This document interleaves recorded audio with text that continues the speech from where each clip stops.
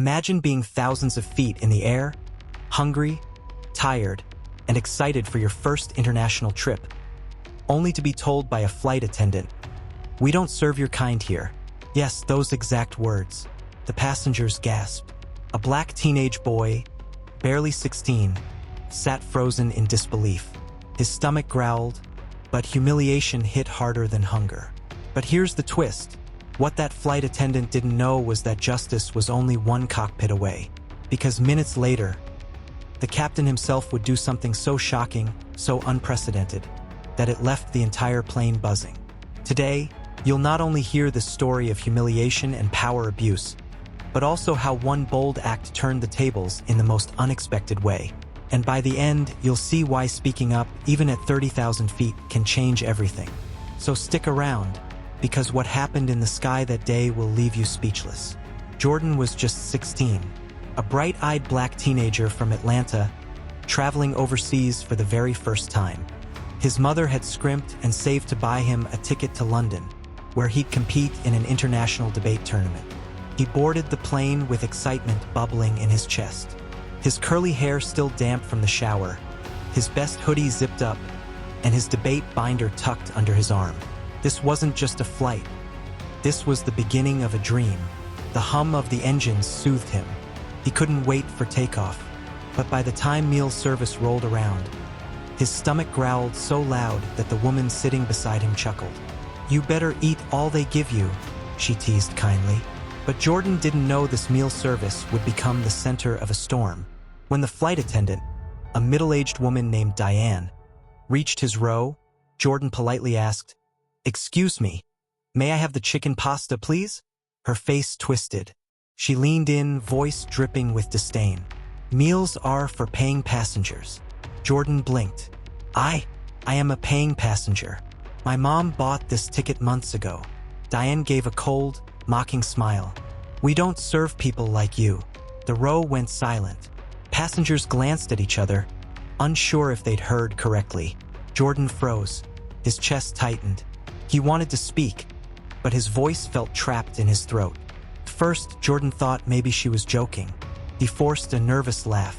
"No, really. Can I have chicken pasta?" But Diane's face hardened. She slammed the food cart shut and moved on, leaving him empty-handed. The woman sitting beside him whispered, "That's not right. I'll call her back." "No," Jordan said softly, embarrassed. "Please don't. It's fine." But it wasn't fine. His stomach ached, and humiliation gnawed at him more than hunger. He curled into himself, hoping nobody was watching. Except people were watching. The row behind him had caught everything. One man whispered, "Did she just say what I think she said?" Another muttered, "That's disgusting." Yet no one spoke up, at least not yet. Jordan's hands trembled as he pulled out his binder, pretending to read, just to hide his face. He thought of his mom, her words echoing in his head. "Carry yourself with dignity, son. You're representing us out there." But how do you carry yourself with dignity when someone just reduced you to your kind? 2 hours later, as drink service came around, Jordan tried again. "Excuse me, could I just have some water, please?" Diane glared at him. "Didn't I make myself clear?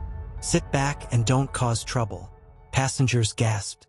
A teenage girl across the aisle whispered loudly, "That's not okay." This time, the whisper didn't stop. It spread. Murmurs filled the cabin. People began shaking their heads, pulling out their phones. A few recorded discreetly. Jordan's embarrassment turned to silent tears. He wiped them quickly, hoping nobody noticed. But one passenger, a tall man in a business suit, stood up and pressed the call button. Diane rushed back, flustered. "Sir, sit down. We are in mid-flight." "No," the man said firmly. "This boy asked for water. You denied him twice. That's abuse, and I won't stand for it." The cabin grew tense. Diane's lips tightened. She hissed, "You don't understand the situation. Stay out of it." But it was too late. The murmur had turned into outrage. And then came the moment no one expected. The cockpit door opened. Captain Reynolds, tall, composed, and authoritative, stepped into the cabin. His sharp eyes scanned the aisle. What's going on here? The businessman pointed. That flight attendant has been refusing this boy food and water because of his race. Gasps filled the air. Diane stammered, "Captain, that is not," but passengers cut her off. "We heard her," one shouted. "She said, 'We don't serve your kind,'" another added. Jordan sat frozen, cheeks wet, eyes on his lap. Captain Reynolds crouched down beside him. "Son, is this true?"